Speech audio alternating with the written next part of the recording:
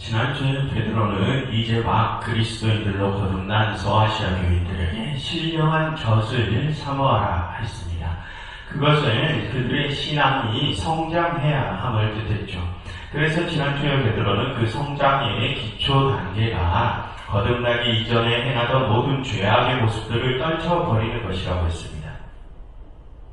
그렇게 죄악의 모습들을 떨쳐버리는 것을 시작으로 그 위에 신앙의 성장을 이루어 가야 한다고 했었죠. 그런데 여러분, 그 기초 단계는 가장 하찮다는 의미가 아니라고 했습니다. 그 기초 단계가 가장 중요하다고 했었죠.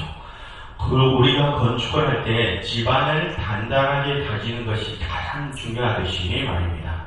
왜냐하면 그 집안이 단단하지 못하면 그 위에 올릴 모든 것들은 다 무너지고 말 것이기 때문입니다. 그러기 베드로는 거듭나기 이전에 모든 죄악의 모습들을 떨쳐버림으로써 그 성장의 기반을 단단히 다지라고 했습니다.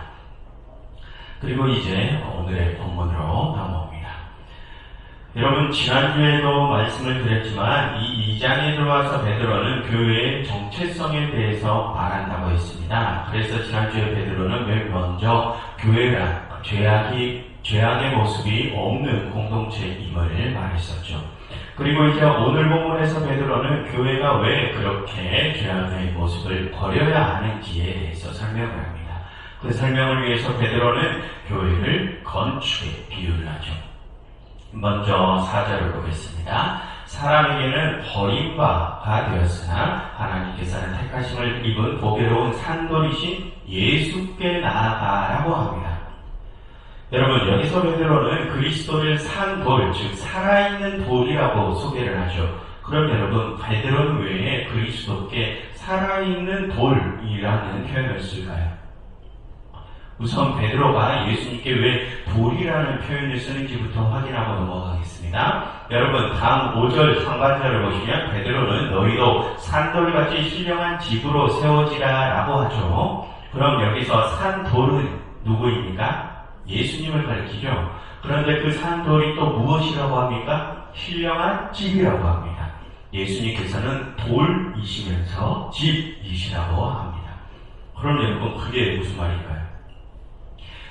여러분, 예전의 집은 무엇으로 지었습니까? 건축 양식이 다양하지만 이 성경이 쓰일 당시 지중해 연안 사람들은 주로 돌을 쌓아서 집을 지었습니다. 당시 집이란 개개의 돌들의 집합체였다는 것입니다. 그래서 베드로가 여기서 말하려는 것은 예수님께서 그 집 전체이심을 말하려는 것이 아니라 예수님께서는 그 집의 일부, 그 집을 구성하는 여러 돌들 중에 하나이심을 말하려는 것입니다. 그래서 여러분, 5절을 다시 한번 보시면 베드로는 여기서 누구에게 신령한 집으로 세워지라고 말하고 있습니까? 소아시아 교인들에게 신령한 집으로 세워지라고 말을 하죠. 누구를 닮아서 말입니까? 산돌이신 그리스도를 닮아서 말입니다. 여러분, 먼저 그리스도라는 돌이 있습니다. 그 돌은 이제 신령한 집을 지을 하나의 재료입니다. 그런데 그 집은 그 돌 하나로는 지을 수가 없죠. 다른 돌들이 필요합니다. 그런데 또 그 돌들은 서로 어울려야 하죠. 여기에는 회색 돌을 썼는데 저기에는 빨간색 돌을 쓰거나, 여기에는 격돌을 썼는데 저기에는 짱돌을 써봐야 그러면 그 집이 예쁘고 견고하게 지어지지 않겠죠. 그 집을 짓기 위해 맨 처음 놓은 돌과 똑같은 돌들로 쌓아 올려야 그 집이 예쁘고 견고하게 지어질 것입니다. 그럼 지금 베드로가 왜 소아시아 교인들에게 너희도 산돌이신 예수님을 닮아 신령한 집으로 세워지라고 하는지 느낌이 오십니까? 예수님이 집을 짓기 위한 가장 첫 돌로 세워졌으니 그 옆에 놓일 돌들은 너희가 되라는 것입니다. 그런데 그 첫 돌과 어울리게 너희도 그 첫 돌을 닮으라는 것이죠. 그리고 그렇게 너희 모두가 첫 돌이신 예수님과 함께 집으로 세워지라 라는 것입니다. 그래서 여러분, 이것은 다음 주에 살펴볼 내용이지만 6절에서 베드로는 예수님을 모퉁이 돌이라고 표현을 합니다. 그럼 여러분, 건물을 지을 때 모퉁이 돌이 어떤 역할을 합니까? 기준 역할을 합니다. 그 모퉁이에 세워진 돌을 기준으로 다음 돌들이 차례대로 놓아지게 되죠. 즉 예수님이라는 돌이 가장 처음 놓이는 기준돌이 되고 그리스도인들이 그 옆에 놓이는 돌들이 되어야 한다는 것입니다. 그처럼 여러분 여기서 베드로는 예수님께서 신령한 집 전체를 뜻한다고 말하지 않습니다. 그 집은 첫돌이신 예수님과 함께 쌓아진 수많은 돌들이 그리스도인들의 집합체라는 것이죠. 그럼 여러분 지난주에 베드로가 새롭게 거듭난 그리스도인들이 왜 가장 먼저 모든 죄악을 버려야 한다고 했는지 이해가 되십니까? 이제 그리스도인들을 예수님과 함께 집으로 세워져야 하기 때문입니다. 예수님 옆에 세워진 돌들이 그러니까 죄악이 있으면 안 되는 것이죠. 그러면 어울리지 않기 때문입니다. 그럼 여러분 예수님 옆에 돌들이 죄악의 모습을 가지고 있으면 왜 안 됩니까? 왜 예수님과 어울리지 않습니까? 예수님은 살아있는 돌이시기 때문입니다. 그럼 여러분 여기서 예수님이 살아계시다는 것이 무슨 뜻일까요? 여러분 지난번에 베드로는 그리스도인들에게 산 소망이 있다고 하지 않았습니까? 그럼 그 산 소망은 왜 살아있는 소망입니까? 영원히 살아계신 하나님께서 주신 소망이기 때문이죠. 그럼 그 영원히 살아계신 하나님의 아들은 어떠십니까? 아들도 역시 영원히 살아계시죠. 그럼 여러분 왜 하나님과 예수님께서는 그렇게 영원히 살아계실 수 있습니까? 하나님과 예수님께서 거룩하시기 때문입니다. 죄가 없으시기 때문이죠. 여러분 로마서를 보면 우리가 왜 죽는다고 합니까? 죄가 있기 때문에 죽는다고 하죠. 그럼 하나님과 예수님께서 영원하시다는 것은 무슨 뜻입니까? 주님께서는 죄가 없으시다는 것이죠. 그것은 거룩한 상태를 의미합니다. 그래서 예수님께서 살아있는 돌이시라는 것입니다. 죄가 없으시고 거룩하셔서 영원히 죽지 않는 돌이시라는 것이죠. 그런데 여러분 오늘 베드로는 소아시아 교인들에게 너희도 예수님처럼 살아있는 돌이 되라고 합니다. 그럼 그들이 이전의 모습 그대로 산돌이 될 수 있습니까? 아니죠. 왜 그렇습니까? 방금 말씀드렸지만 죄악이 있는 상태로는 영원하지 못하기 때문입니다. 영원하지 못한 것은 곧 죽은 것이죠. 그러니 이전에 죽은 상태로는 살아있는 돌이 되지 못합니다. 그래서 베드로는 이전에 죄악된 모습을 모두 떨쳐버리고 죽지 말라는 것입니다. 영원히 살라는 것이죠. 너희도 영원히 살아있는 상태가 되어 예수님과 함께 영원하고 신령한 집이 되어야 한다고 합니다. 예수님만 영원히 살아계시고 그 옆에 돌들이 죽어버리면 그 집은 어떻게 되겠습니까? 무너지죠. 그러면 안 되기 때문입니다. 그처럼 여러분 베드로는 우리가 그렇게 산돌이 되어 우리 역시 예수님과 함께 신령한 집으로 세워져야 한다고 합니다. 그럼 여러분 그 신령한 집이란 무엇을 위한 집입니까? 5절 하반절을 보시면 5절 하반절을 보시면 너희가 신령한 집으로 세워주고 예수 그리스도로 말미암아 하나님이 기쁘게 받으실 신령한 제사를 드릴 거룩한 제사장이 될지니라 라고 하죠. 여기서 베드로는 신령한 제사에 대해서 말하면서 우리가 그 제사를 드릴 제사장들이 되어야 된다고 합니다. 그럼 여러분 아까 말한 그 신령한 집이란 무엇을 위한 집이라는 것입니까? 그 신령한 제사를 위한 집이라는 것이죠.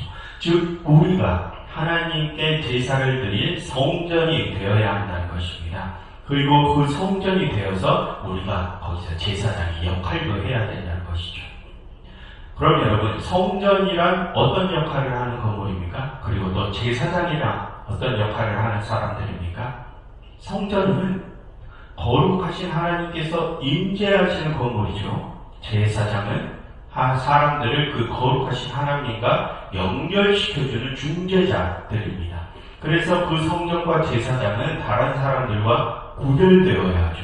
다른 사람들과 똑같은 모습이면 안 되고 다른 사람들보다 훨씬 더 거룩해야 합니다. 하나님과 같이 거룩해야 된다는 것이죠. 그런데 그 거룩이 무엇이라고 했습니까? 죄악을 버린 것이라고 했죠. 그래서 지난번에 베드로는 우리가 다른 이들보다 훨씬 더 도덕적이고 윤리적이어야 한다고 말했던 것입니다.